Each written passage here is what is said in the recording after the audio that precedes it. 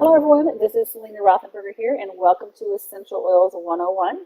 We got to go through our disclaimer here before we jump right in here. This presentation is designed for educational purposes only and is not engaged in rendering medical advice, legal advice, or professional services. If you feel that you have a medical problem, you should seek the advice of your physician or healthcare practitioner. So like I said, we're going to jump right in here. This is Essential Oils 101 and I want to welcome all of you guys here today. I am so excited to be with you. My name is Selena Rothenberger, and I'm a functional and holistic health practitioner, and I love sharing natural ways that we can address our health, and so people can take those things and apply them and change the course of health and regain their health and vitality. So we're going to talk about a lot of things today, and the topics we're going to talk about are the application methods, like how can we use essential oils, and then health benefits. This is where we're going to spend the bulk of our time, is talking about different health situations and which oils can be helpful and how we can help support our body in healing. We're also going to touch on application for pets. There's a lot of information out there on pets and a lot of controversy over that. So we're going to touch on the pets as well as safety tips and recipes. So we have so much to cover. So let's, like I said, keep moving on here. I first want to talk a little bit about the history. You know, essential oils have been around for thousands and thousands of years, at least the use of oils from plants. It is a little bit different than our extraction methods today, is a little different than the way they were in the past. But using oils from plants, it dates back, almost 5,000 years or more than that, to 4,500 BC by the Egyptians. And then we also have the use of aromatic oils is first recorded in China between 2697 and 2597 BC. Incorporating oils into healing potions is referenced in ancient Indian medicine called Ayurveda.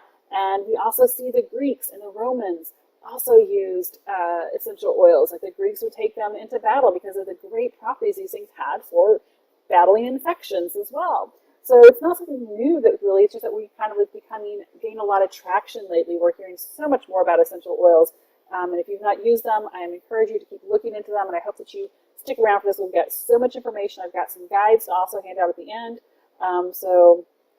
We're going to cover so much stuff here. So let's move on here. The next thing is the application. So if you're new to essential oils, there's a couple different ways, or several different ways that we can use essential oils. We can use what they call the aromatic, and that's kind of like what we're going to diffuse them. And there's also topical, and then there's oral. And those are like the main three categories of the application methods. And so the aromatic methods are working with our sense of smell. And that's one of the biggest areas of our health that is often overlooked, is the power of healing through our sense of smell. I mean, it can elicit so many different things, like powerful things through psychological, mental, and emotional responses, because it absorbs the essential oils by way of the olfactory nerve. And that process is a direct link to our limbic system, which is part of the brain that supports so many different functions like smell, emotions, behavior, memory. And so there are many oils that can attach to that, and they're going to help to be uplifting and to calming, or they can help to invigorate us and be relaxing. There's just many different ways that it can help support our body. And so one of the most common ways that we're going to see an aromatic application is through diffusing. We see like diffusers pretty much everywhere. This is where it's going to use some water, and you're just going to put some drops of the essential oils into the water, turn it on. It's going to diffuse, similar to kind of like a humidifier. There's different types of diffusers, but most of them all pretty much work the same. It's really handy if you can find one that has a timer on it, so you can have, just diffuse it for a certain amount of time. That was like, you can just kind of set it and forget it. If you're a busy mom like me, that makes it easier to say, okay, we're going to put it on for a couple hours or 4 hours or whatever. Then some have like really pretty lights. It's just really, really nice diffusers. Another method is called cupping. And this is where you're going to put a little bit of the oils into your hand, like either into like a cotton ball or on your hands, rub them together, and then just kind of form like a cup, like with your hands, and like inhale it from that. You're going to get it close to your mouth or your nose, and you're going to inhale it.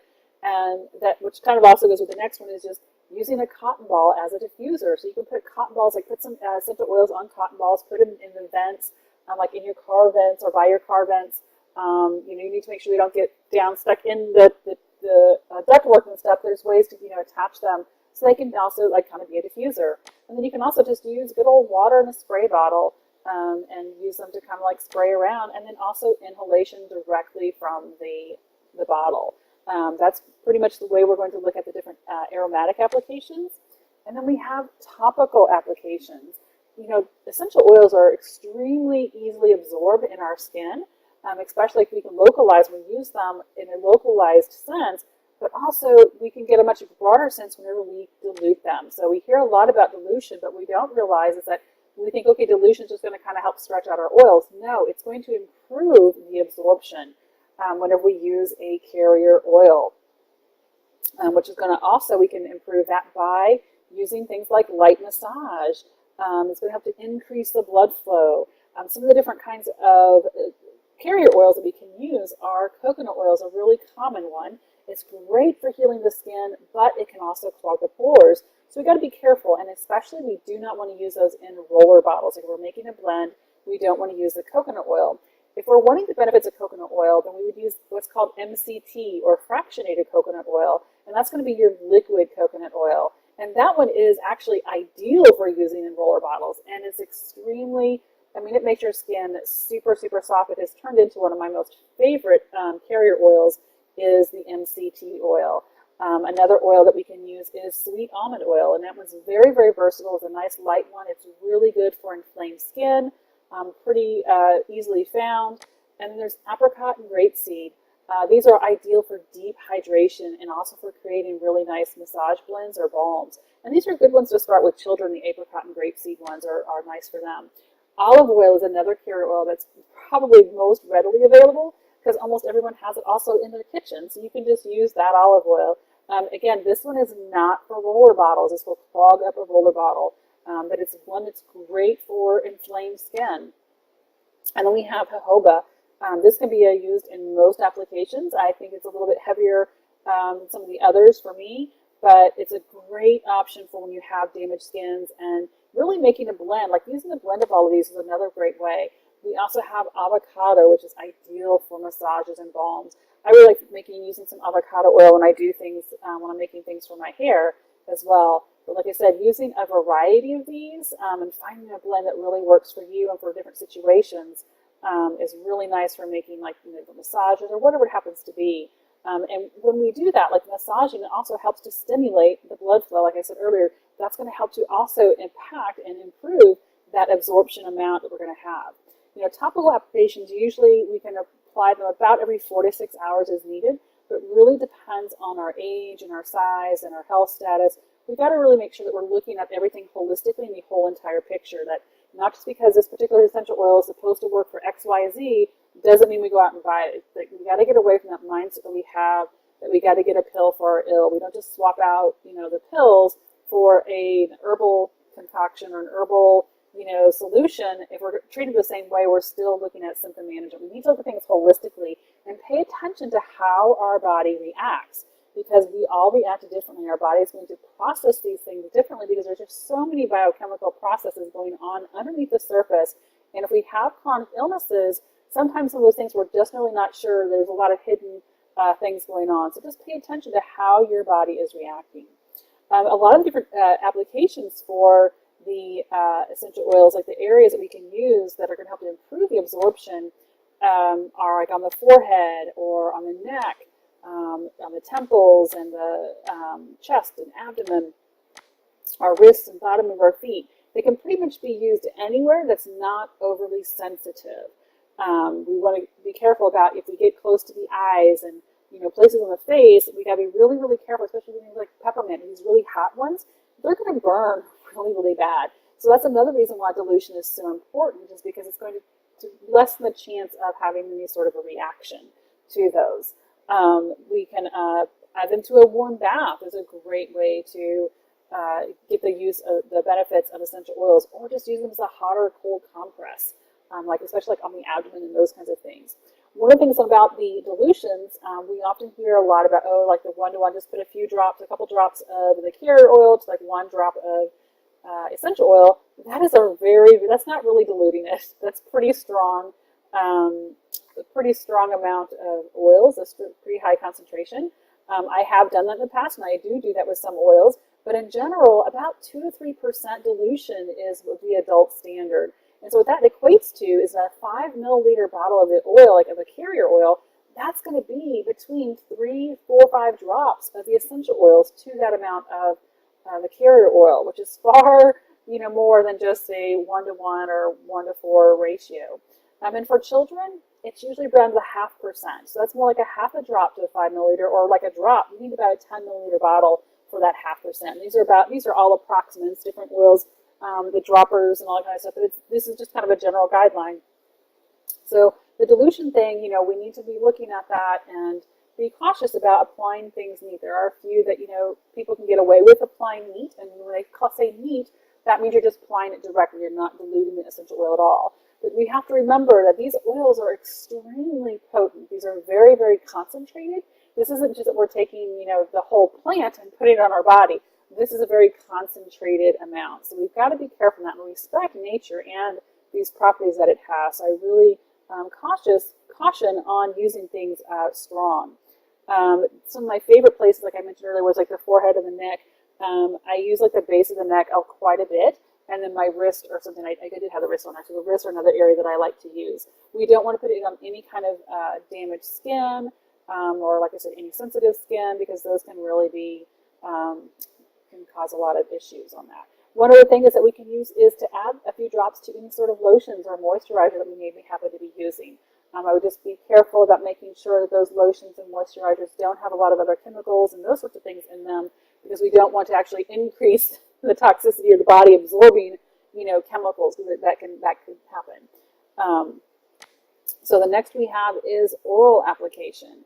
And again, this is kind of one of those controversial subjects. We talk about, ingesting essential oils, but what you may not know is that you're probably already ingesting essential oils already. The food industry is at least like 50% of the essential oil market. What we use for, what we would consider the essential oils, like, therapeutic or aromatic, is really like less than 10% of the entire market. The rest of it's in other applications. And with food being one of those, especially with flavorings. And so taking essential oils internally, is generally not harmful. We got to make sure, though, that we are being responsible here. So just using a small amount in our recipes. If we're going to take them in capsule, we need to make sure that we are diluting them down with a carrier oil. We have to remember these are oils and that they are fat soluble and lipid soluble. So we need to have them with other fats for our body to really utilize them. With water, it's just not going to work quite as well. We can add them to beverages, things like yogurt, applesauce, and like I said, ingesting in a capsule.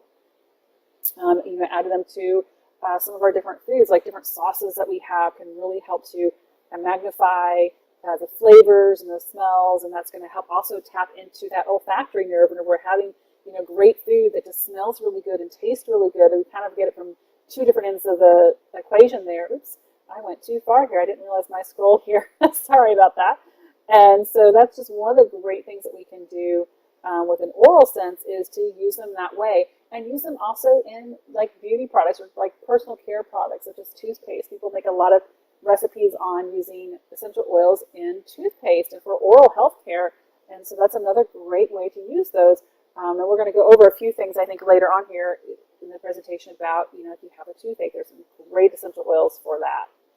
Which gets us to next is the benefits of essential oils. Oh my goodness, there are so many great benefits with essential oils. It's very similar to herbs, but we have this great, powerful, natural resources that we can use to transform our health. And so I had to really cut back, because we could probably talk for hours, and there's just so many different oils, and there's so many different ways these things can help. So I tried to highlight, the key areas that they are, but these essential oils are coming from the plants, the leaves, the bark, the roots, the resin, the peels, and they are concentrated. They're distilled down where they're separating out the oil and the water, and so we're just left with the oil. And so one thing also to note with that is that sometimes these are going to be a little bit different than if we had the whole herb, because we don't have all of the herb, all of the properties in the herb, and a lot of the things in the plants work synergistically. And so we just got to be careful about thinking, we're just going to swap out what we would do with an herbal concentrate versus the essential oil, because we just have the oil components. So that is one thing to remember. But here is just some of the benefits that essential oils bring. They can help balance hormones. They can help boost our immunity and fight infections. They can support our digestion. They can help boost our energy and improve brain function, help reduce stress and anxiety and alleviate aches and pains. They can help our skin and our hair. They can help reduce toxicity and relieve headaches and migraines and promote sleep. And this is a short list. There's so many things, but these are the ones that we're going to cover. I thought this is a pretty good overview, so we're going to cover all of these today. So balancing hormones. More than likely, you're probably a mom here, and if not, you're probably a woman here. And hormones is, one of the things at the forefront of chronic illnesses, and there's so many disruptions in our hormones today, and we see that across the board. We have things like adrenal dysfunction, we have thyroid and estrogen, our female hormones, all of those kinds of things. And so our adrenals are what really are going to help us to cope with stress, and all these different things that we have going about our very stressful go lifestyles here in the US and many other nations across the world. So when our cortisol levels are imbalanced, then we're going to be left feeling tired. We're going to have problems with sleeping, and then we're going to have problems having energy. Then we're going to have, brain fog, and all of these different things are going to start happening. We're going to start having hormonal imbalances because our body is out of balance. And so some of the great essential oils that can help to rebalance our adrenals and help support the adrenals and help keep them on track and keep them supported are things like basil, lime, and nutmeg. Basil helps to increase our body's natural response to both physical and emotional stress. And so what we can do is we can mix a few drops of that with some of our favorite carrier oil, like the MCT oil is my favorite, and rub it onto your forearms or the cartilage above your earlobe. And that helps to bring a balance to your adrenals. And you can make a blend of these three, and there's many other essential oils as well. Like I said, throughout this time together, I'm just highlighting some of the most common and the most readily available, because there's a lot of oils that can help. This is not going to be an all-inclusive list. This is just kind of get you started and get you on the right foot.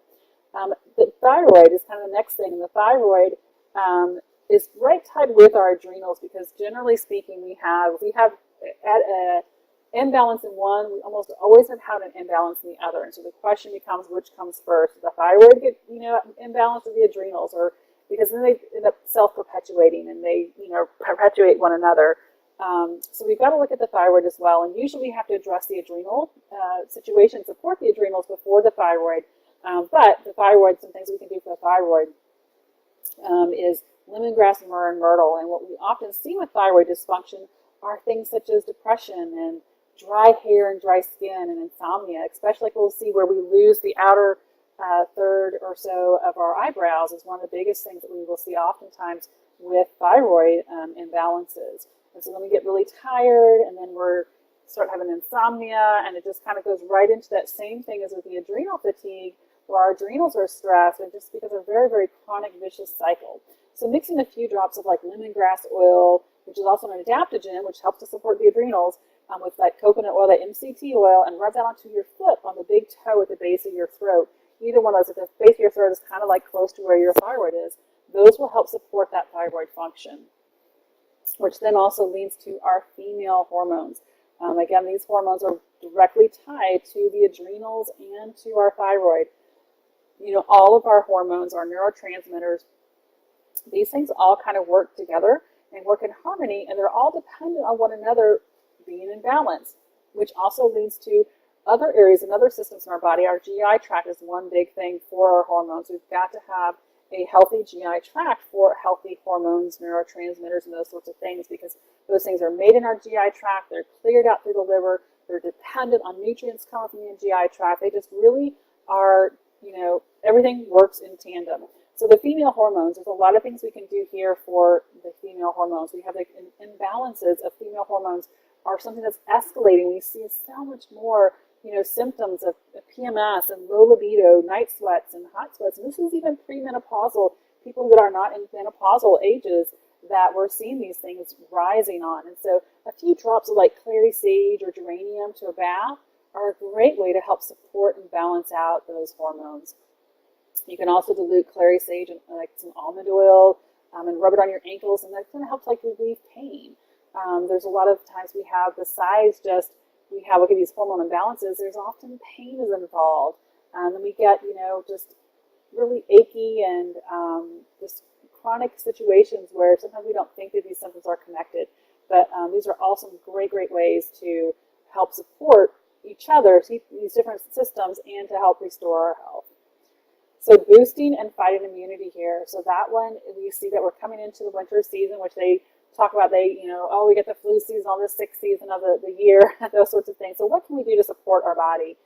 There's so many different things that we can do. There's so many properties in herbs and essential oils that have these great antibacterial properties to fight off infections, to kill the harmful bacteria, and to support the good bacteria, and to support our immune system. There's so many studies even out there which show that essential oils are just as powerful as some of these over-the-counter medications at treating infections and like UTIs, skin infections, respiratory infections, all these different kinds of things without having the adverse effects that we're going to have when we start taking some of the medications. So what are some different oils that we can use for boosting our immune system? There's a lot. And so I couldn't really narrow it all down here. We have bergamot, cinnamon, clary sage, eucalyptus, frankincense, pine needle, thyme. Tea tree oil is probably one of the most common that you hear. Grapefruit oil, eucalyptus, oregano essential oil, and even oil of oregano. Tea tree, like I said, is probably the most common, and we hear that a lot. Sometimes we hear it's like melaleuca oil. It has antiseptic properties, and it makes it ideal for things like minor cuts and scrapes, and for helping to heal, even things such as like oral or acne type causing bacteria. It's very, very potent though, and so it really should be diluted down. I know often people say, oh, you can just use it neat, but it's pretty powerful oil, and I would recommend diluting it with something like the MCT oil before using it on skin. Grapefruit oil, and that's not to be confused with grapefruit seed extract, is effective at killing off bacteria as common as infections such as Staphylococcus and Salmonella and E. coli. It's really, really good at that, and I love grapefruit seed extract for that other reasons as well. But grapefruit oil, and this is probably one of my favorites just because I love the citrus smells and I love the grapefruit oil. You can do that. You can ingest this by adding it to some water, and I would even maybe dilute, like use it in a capsule with some carrier oils. Oregano oil is another one that you may be familiar with. We hear a lot about that, especially when it comes to different oral situations, or if we have really, really strong bacteria, different things. There's about 20 different strains of E. coli that it's been shown to be effective against. Again, this one is really, really, really potent. Of all the oils, it's probably one of the most potent oils. So you want to be very, very careful on that one and to make sure that you are diluting it. One drop goes a very, very long way. Most of these here, like the cinnamon is another really hot essential oils. We got to be careful with cinnamon. Many of these that are going to boost our immune system and fight off infections, they're pretty powerful. So we got to be careful with them, making sure that we are using them safely and watching our dilution ratios and testing them first. We can always, dilute them too much. I mean, we're better than not diluting them enough. So that's one thing to do on that. But these are great ways to boost our immune system to fight off infections. Next is supporting digestion, because really, if we look at things holistically, we got to look at, okay, when we get sick, why are we sick? Because our body has this amazing built-in immune system to really fight off these things. And so if it's not able to do that, we got to look at, okay, why? Where is it needing help? So the supporting digestion is one of the great ways that we can boost our immune system to make sure that our body is working optimal and has the tools that it needs to fight that battle for us. Because it can see, it knows the germs. We don't necessarily always see, we can't see these germs that are going inside of us. So that's the best ways to support our GI tract. So there's a ton of essential oils that are going to help with things, such as upset stomach, indigestion, diarrhea, IBS. All those others are going to help to stimulate digestive enzymes. So they're going to help us to break down the nutrients so that our body can absorb these things. So it has those building blocks for our GI tract and for our immune system, and for our hormones, and for our adrenal glands. So some of the helpful essential oils for digestion include things such as ginger and peppermint and lemongrass and orange, marjoram, carrot seed, fennel. All of these things are really, really good for supporting our GI tract and for helping with boosting that digestion.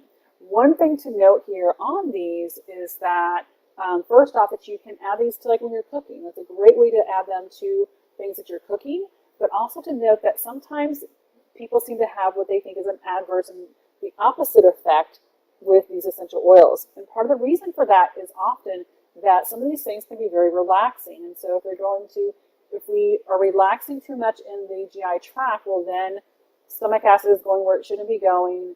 The valves and things open when they shouldn't be open because things are just too relaxed. So just be aware that that is potential. It doesn't happen a lot, but I do see that sometimes. So it's just something to kind of note, that's saying, hey, be careful whenever you're using these things and pay attention to how your body is reacting. These are some wonderful, wonderful ways to support our GI tract, but just know that you have that just kind of in the back of your head in case you happen to experience any of that. Next we have is energy boost. This is kind of where we see chronic fatigue has become a chronic situation where we are just fatigued nowadays. So any of the essential oils that we see with citrus are usually like one of the ones that are going to help us with energy. And I love the citrus ones. Even if I don't have energy problems, the citrus ones are my favorite. So pretty much any of the citrus ones like lemon, grapefruit, orange, those are going to have properties which are known for helping to boost our moods and for our energy. Eucalyptus is also one that's very refreshing to help with improving energy. And then spearmint oil helps to boost energy. And it's also mild enough to use on children. The spearmint is really strong for me. Like I'm not really a fan of spearmint. I like the citrus, but it's a great, I will use it in blends. I like to use the spearmint in blends, but not just by itself. There's different ways that you can use them to apply them. You can mix them like with something like almond oil or the MCT oil and put it on the back of your neck, like especially at the base of the neck, or just add a few drops to a nice warm bath. And that's a great way to help boost energy and to really get the benefits of essential oils. I love using that way. And then, of course, inhaling them from a bottle or cotton ball. And I do this with my citrus oils all the time. I love my citrus oils. And then as well, diffusing them. And one thing to note on that is the diffusing on the citrus oils is they're considered what's called a high note. And a high note is, the notes basically tell us about how long they're going to last. Like how long are they going to, the diffusing time. So they're going to evaporation time. And so the high notes are going to be shorter. The middle notes a little bit longer amount of time that they will last, and then the base notes are going to last much, much longer. So the citrus ones don't really last very long, like 1 to 3 hours. So I find myself, having to constantly be redoing the citrus. We've got to be careful about overdoing like diffusing them because they can dry us our nasal passages and things out. But that's just one thing to note on the citrus is they may not last quite as long as you're diffusing them. Next we're going to talk about is brain function. And this is another thing, like all of these things are pretty much like on the rise. We see these things escalating in our society, and there's a lot of worry about, okay, my cognition and what's going to happen as I get older. There's a lot of Alzheimer's and worry about that. So the antioxidants are known to help support and prevent these things. And when we see the Alzheimer's, when we see decline in brain function, we almost always know there's some sort of need for antioxidant support. So what are some antioxidants, of course, that we can find in essential oils?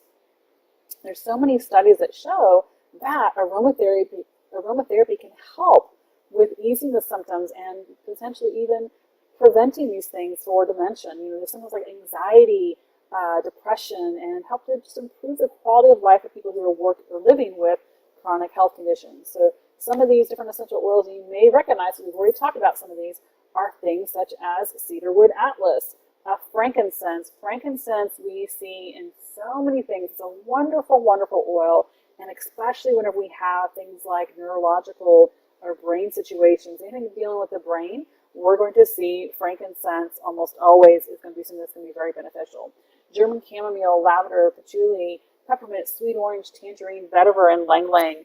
There's just so many great things. Cedarwood has been studied and proven for children that are suffering with like ADHD and ADD, and it helps to stimulate the brain's limbic region and the pineal gland. So it's something like, we see this quite often, in these situations. And then frankincense can be used for so many different things like for helping with focus, help to minimize distractions, and to improve concentration. And then patchouli, ylang ylang, and sandalwood are great for boosting concentration. So we see a nice blend of these, and mixing some of the high notes, low note, base note, finding the different ways, the different scents. I do on my guide, I'm going to have kind of show you like the different types of scents that each have, but you can kind of create like a custom blend for those. Just kind of go back to that dilution ratio to see what you need for like a 10 milliliter bottle, 5 drops, that would mean 5 or 10 drops or whatever it is, then you would need that total of the whole entire combination. So it wouldn't be 5 drops of this oil and 5 drops of that. Would be a total of, maybe 2 of one and 3 of another. So just take that into account when you're making your blends. But these are some great ways to help improve, not just, for Alzheimer's, but for things like autism, ADHD, and we're seeing those things crazy escalating right now on the rise in our children.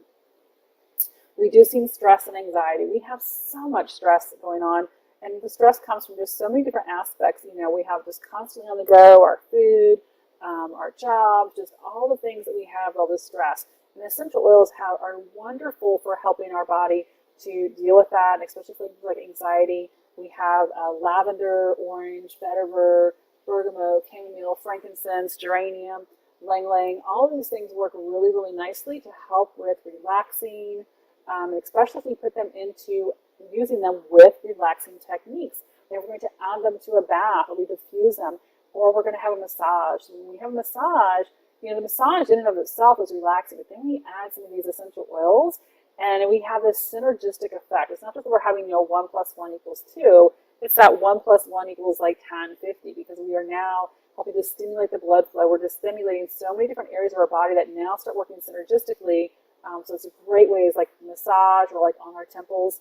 You know, we can add, diffuse some like while we're meditating, or while we're just, you know, having some self-care time, some downtime.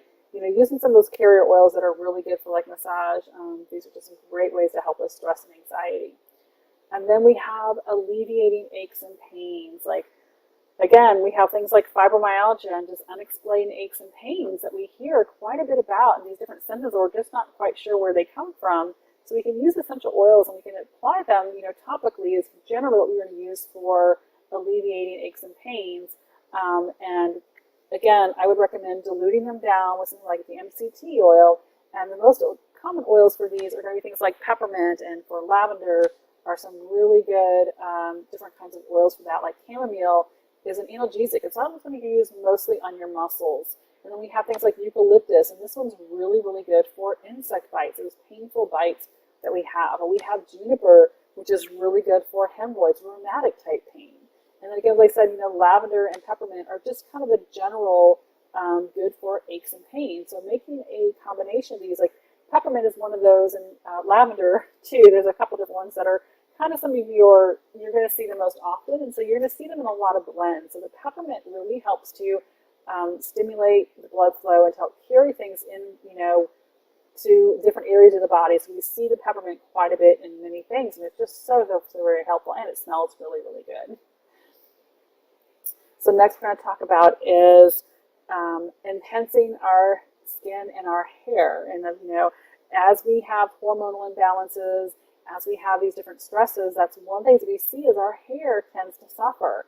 And we have all the different toxins and the chemicals. Our body, our skin has to deal with those things. They're exposed directly to it from the outside. So finding ways to help support those and to help rejuvenate those is something we can do with essential oils. There's studies that have shown that lavender essential oils is very effective at helping promote our hair growth. And it also has antimicrobial properties. So it can help soothe our dry skin, our hair, or even our scalp. This is a complete win-win in that situation. We have things like rosemary is noted for helping to thicken hair and thicken growth. And there's even been a study that compared the results of rosemary to minoxidil and the conventional topical hair loss treatment. And the results were that they worked just as well. The rosemary worked just as well, which is really exciting because, you know, we have you know, the studies that do show that yes, these natural things really do work. So we kind of are, it seems like we are usually, you know, told, and we have this sense that okay, these natural things don't really work. No, they actually really do. And if you start looking at the studies, there's so many studies out there that show that yes, indeed, these natural options work so well, and we don't have the side effects that you have whenever you're blocking pathways and the way that most pharmaceuticals operate in the body. But some other great ones are things like chamomile is another good one to use. It helps to soften and add a lot of shine to the ear or to the hair. And you can also mix it like with sea salt and baking soda to lighten your hair naturally. This is if you want to lighten it. You can use some sea salt and baking soda. And you let it sit for about an hour or so. Then you sit in the sun for if you want to like even a bolder effect and sit in the sun. But that's if you're wanting to lighten it. Cedarwood helps to stimulate the hair follicles on our hair, and also has helps different types of alopecia. And one thing you can do with the cedarwood is you can add it to a conditioner that you already have. You could really add it to any of these to that. Clary sage oil helps to regulate the production of oil on the skin, and it's going to also help to reduce skin inflammation and heal rashes.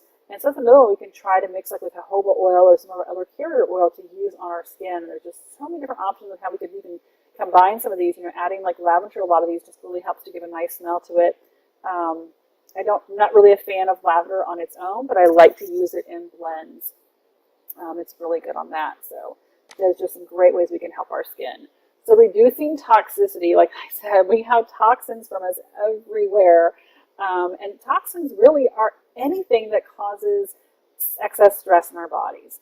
And so toxins can be from, chemicals, even natural chemicals, artificial sweeteners, artificial flavorings, our food, exhaust, processed foods, smoke, solvents, plastics, all the xenoestrogens and cleaning products. But also it can come from toxic relationships. If we've got a lot of stress going on emotionally, our body has to make the neurotransmitters and different hormones to deal with that. So then our body has to clear those out through the liver. And so that's the same pathways that our body uses for the toxic chemicals.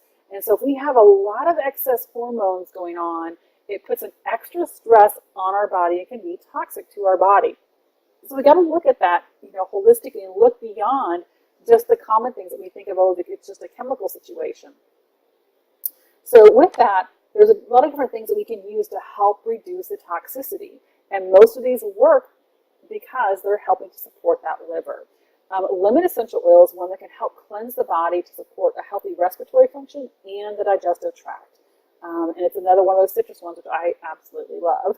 And then we have grapefruit essential oil. And this one can be added to things like water to your drinks. And also, like I said, making a capsule with them to help support a healthy metabolism. And this one also has some antimicrobial and antibacterial properties to it. And then, of course, we can diffuse peppermint to promote healthy respiratory function and to help clear our breathing. Getting in breathing clean air, good air is so important because our body needs that good oxygen and needs that our lungs need to have the least amount of extra stress on them to get that oxygen for our body to use. And so we have this extra stuff, going on. The peppermint helps us to keep that function going well. Rosemary essential oil can be inhaled as well and added to a bath and massage to help improve digestion or respiratory function. So many of these you can even mix, like peppermint and rosemary are a great blend. I like to blend those quite a bit. Grapefruit and the lemon I like to blend quite a bit. So any of these are just wonderful ways to help support our body, and it's often supported because it's also supporting the liver. So while it's helping with the respiratory tract or it's helping with our GI tract, there's also a liver component, which is where most of these toxins have to be filtered through. All toxins do have to be filtered through our liver. So next we're going to have is relieving headaches and migraines, which we often see because we just have a lot of, excess things going on in our body, and it's having to deal with stuff, and so we end up getting headaches over it.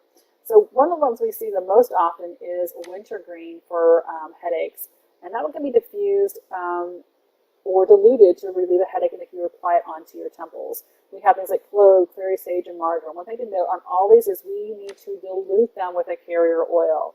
These can be, they're pretty hot and powerful, so if we get them in any areas where are sensitive, we're going to probably have problems, but I would definitely want to dilute all of these with a carrier oil. Clary sage really helps to relieve that stress-induced type headache whenever we use it like in a diffuser.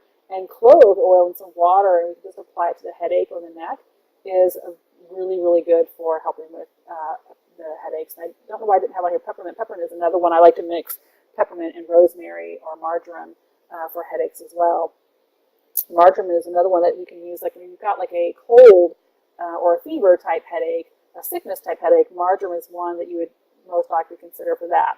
But remember that you can also always diffuse these. When you put them in a diffuser, don't add any carrier oils to diffusers. One thing I should have probably mentioned in the beginning is that when you diffuse them, you don't use a carrier oil. It's just the water and the oil. But again, you asked me if you guys have any questions on that. But these are some great ways to relieve headaches. And then we have sleep. We had the chronic fatigue and the adrenal stuff. I probably should have talked about the sleep when I was talking about the hormones and having that chronic fatigue. We just need to have a good amount of sleep. And sometimes it's just, we're just not getting sleep. And so our adrenals never get to reset. Our hormones, nothing ever gets to reset. So we just get some sleep, then it can really help kickstart our health. We're just needing a little bit of downtime. Just like our vehicles, if we left them running 24/7, the engines would burn out and overheat at some point. It would not go well. So sleep deprivation can lead to serious health consequences and health conditions. 90% of people suffering from insomnia are reported to also have other health conditions. So there's so many different kinds of things that it increases the risk for, but especially things like heart disease, heart attack, heart failure, irregular heartbeat, high blood pressure, stroke, diabetes. These are cardiovascular related health situations. And so when we have a cardiovascular health compromised, guess what? Most other things are going to get compromised as well, because that cardiovascular system is carrying the nutrients, it's carrying the blood around to our body. So if we're going to have issues here, we're almost always going to have multiple issues. So that lack of sleep is detrimental to these systems. But fortunately, we have natural ways to help with this and support our body. So things like bergamot, lavender, Roman chamomile, vetiver, ylang-ylang, these are wonderful ways to help support our cardiovascular system, help support our body so that it can sleep. Lavender is probably one of the most common. We hear that the most when it talks about sleep. People almost always mention, oh, lavender, lavender, lavender. And so there's a lot of different ways that you can use lavender. A lot of people will just put it in a water bottle or a few drops, like in a bottle, a water bottle, spray bottle, and spray it on their pillows. You also mix generally with, you're going to use some alcohol with that as well, and spray that on the bottles. And they use that to, like, on their sheets and those kind of things, just to have like a light scent to help them fall asleep. Another one is vetiver. It has a very earthy fragrance, and it's also used to help promote restful sleep. Roman chamomile, ylang-ylang, and bergamot are also known for their restful qualities as well, and you can try adding those to like a diffuser before going to bed, or again, add those to your water bottle and just kind of mist the pillow and the bed sheets. But all of those ways are great ways to promote sleep, because we really got to get our sleep if we want to avoid, have this increase of these cardiovascular situations, but also we've got to have sleep for our adrenals to work right. We've got to have sleep for our GI tract, for the toxins to clear out. If we don't have sleep, so many things fall out of place. So it's super, super important. And really, that's where most of our health starts, is our sleep, and how, we are preparing for sleep. So our day really starts whenever we go to bed. If we're not getting a good night's rest, then our day isn't really going to be so good. So this really is one of the most important things we can do, is to support our body and support sleeping. And these are some great oils to work with that. So that wraps up our health benefits. We're going to talk about our pets and we can use essential oils for pets. And they can be used on our pets safely. We just have to be careful that we are always diluting them. Heavily dilute them with water or coconut oil. Start with at least 1 part oil to 4 parts coconut oil, and I would even go farther more than that. And start with a small amount, and observe your pet after using the essential oils. And then you want to make sure that you listen to your pet, just you listen to your own body. What works for one pet may not work for another, and so you've got to pay attention to treat them each individually. You can also apply them to their paws. These are different ways that you can to apply them. We're going to go over some applications in a minute. But one thing I want you to really note is never use them near the eyes or the mouth or the nose or any other sensitive areas, like underneath their stomach. None of the sensitive areas. The oils can cause burning, such as peppermint oils and these hot oils. Those things will burn. So if you want to feel what those things feel like, just put them like on your cheek on a really sensitive area. Those things can hurt, so don't do that.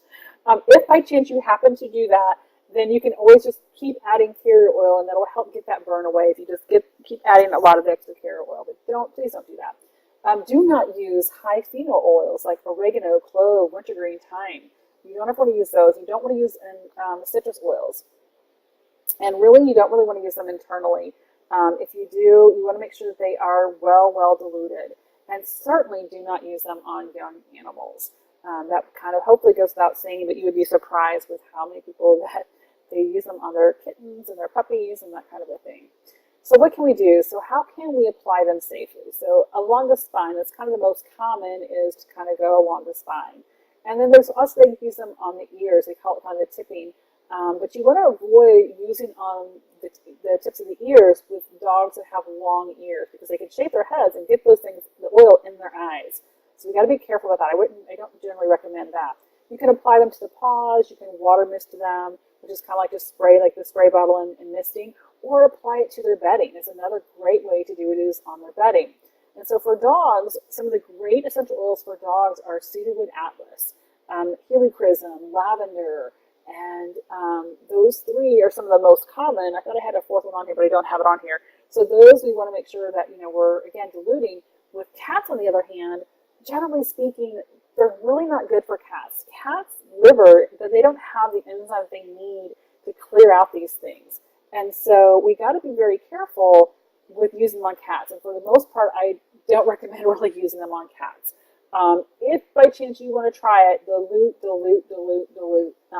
Because again, the cats do not have the enzymes to clear out these essential oils. They don't have the enzymes to clear out toxins. And so that's why we see cats, they're just very, very different than the dogs when we see what things that they need. So on that.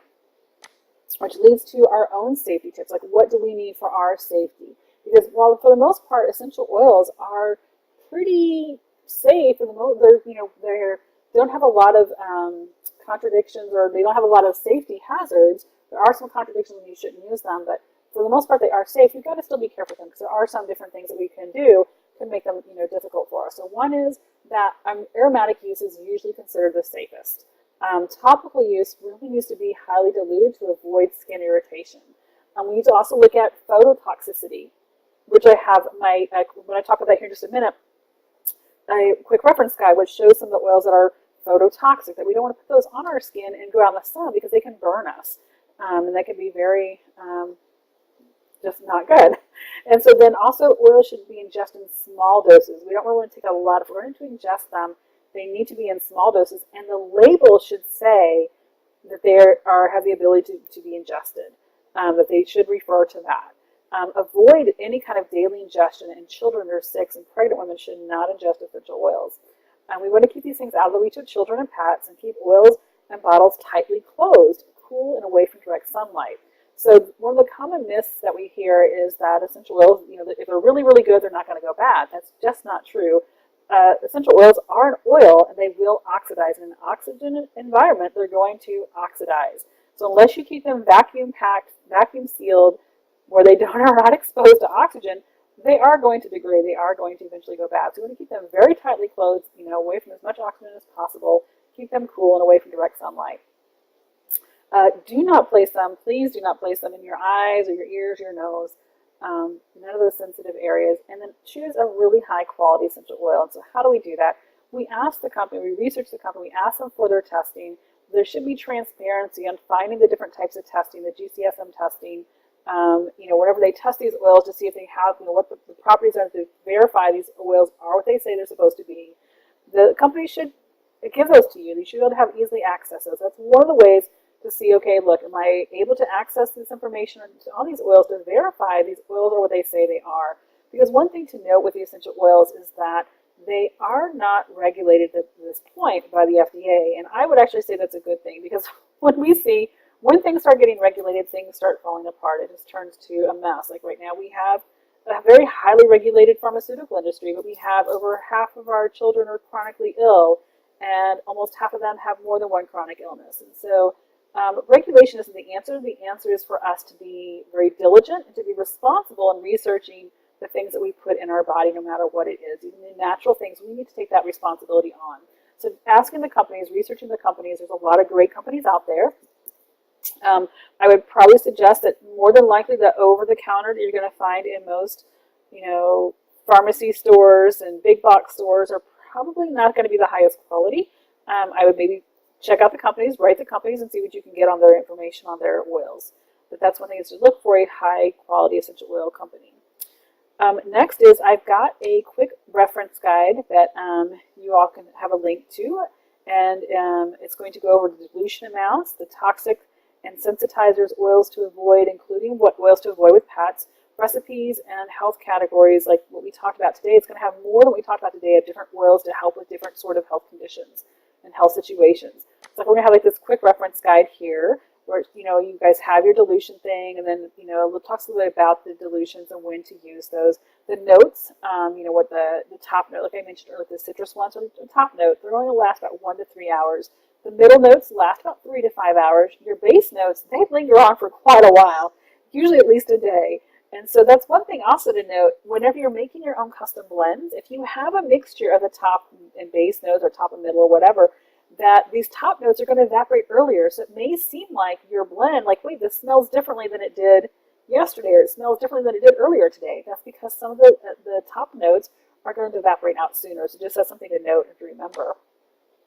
And then I'm also going to include the, or this is just some more pages, about a 10 or 12 page guide. But this is just some of the things in like the general references, like, you know, the toxins to dogs. We're going to have different things like birch and camphor, wintergreen, melaleuca, these things that are, you know, we don't want to use with cats. There's a whole long list that you definitely do not want to use with cats. Different drug interactions, you know, things such as cinnamon and clove can interact with different drugs. And if you have hypoglycemia, if you are, you know, are hypoglycemic, you want to avoid different essential oils. So there's going to be different, you know, list on that. And it's not all inclusive, so please keep researching these things. And this is just a guide to kind of help get you started. And then also like a blending reference, like we went over the different health benefits. Like for instance, toothache. You can use cloves, a great one to use for toothaches, or I like to use also oregano. There's just a lot of different information in here, so reach out to me. You can go and get that at thefunctionalperspective.com/EO101 access. And the EO stands for Essential Oils 101 access. So that's thefunctionalperspective.com/EO101 access. And you guys can download that there. So let's look at some of the recipes. I promised that we would go over some recipes, and so we're going to do that. These are some wonderful, wonderful blends that just really help to freshen the day, and they're not necessarily blended for therapeutic reasons. So these are more just for aromatic, you know, for instance, like the fall leaves, like this is fall time, and so having some wild orange and cinnamon ginger and diffusing that, and it's like you mix these up. So how these blends work, these recipes, you can like blend them into a diffuser, or what I like to do is I like to make another bottle where I'm going to do this, the ratios of these combinations. So I've got this blend I can go use. So I will do like 20 drops of the orange, and I would do 15 of the cinnamon and 15 of the ginger, and I would have like a small little bottle that already has that blend up, so then I could use a couple drops that's going to be that particular blend. Or you can just make the blends as needed. But there's another one like the Sunny Day is one of my great favorite ones. It has the wild orange, grapefruit, lemon, bergamot, very nice citrusy, you know, uplifting sunny day type blend. The spring flowers, I like that one, but I usually use a little bit less on the geranium. I'm not a big fan of geranium. It's really strong. For me, it's a pretty strong one. And sometimes I might switch it out with something else. But these are just like some really nice, just kind of to go with like our falling snow. In a few more months, we'll want to have the winter, and we'll have like more, you know, smells that kind of go with the winter type time. So we have those recipes. And then I think there's a few other recipes in my guide, and that's pretty much what I have today. I know we covered so much information today, and I hope that you guys kind of get the understanding, like just like at least the beginning, to have a grasp on what essential oils are, how you can use them, the great benefits that they offer us, you know, what you can do to use them, and, you know, feel free to reach out to me. And also I encourage you to play around with them, you know, make some of your own blends and explore them, because there's just so many great benefits that essential oils offer. And to remember, we have 3 different applications. We can either have the aromatic, where we're going to inhale them, or topical or oral, and, you know, find which ways work for you. And also to explore that, you know, sometimes the aromatic may work great and the topical just doesn't work so good, or it could be vice versa. So just pay attention to how your body's responding. And then to always remember the dilution. We need to really dilute, and 2 to 3% is the standard for adults, and about 0.5% for children. So just please make sure that you're diluting. It really helps to enhance our body's able to absorb it, and that, you know, we're going to get a lot more power out of it when we actually dilute it. Always read the bottles, the labels. And this goes pretty much for everything. You hear this, if you heard me very often, I always talk about we need to read our labels, you know, because our labels change, the formulation has changed. So while we think, oh, I've got this great product and it's fine, if we don't read that label every time, we never know when, oh, guess what? They changed. Now it's no longer what we thought that it was. And this goes the same with essential oils. So this doesn't happen in our food. I mean, I've seen it in our food so many times. It's so disappointing, because you think that you've got this great brand and you thought, oh, I got, you know, this is the food I need. I can now trust that I've got, I can worry about it. And then the next thing you know, it's like, what happened? This food is not what it was before. So always please read the labels. And, you know, I want to thank you guys all for coming. It was such a great time together. If you guys have any questions, let me know. You know, I love to help others, and, you know, you can reach out to me either by messaging me. I have Facebook or Instagram, and it's The Functional Perspective. I do have some other presentations coming up. I have the Dangers of Candida, October 27th, so just in a couple weeks. And then I have Combating Autoimmunity Naturally and Taking the Toxic Out of Cleaning. I don't have the dates on these yet. I think it's going to be sometime in November. And if you are in East Texas, we're going to have some of these things coming up locally at the Nacogdoches Public Library. So make sure you check out the calendar and keep up with that. You can follow me on Facebook so that you always have, you'll be alerted to when we have our events. We post them on Facebook. So that pretty much is it. If you guys, again, have any questions, reach out to me. This has been a wonderful time together. I was excited to, to meet with all of you guys, and, again, feel free to reach out to me, and you all have a wonderful, great day. Take care.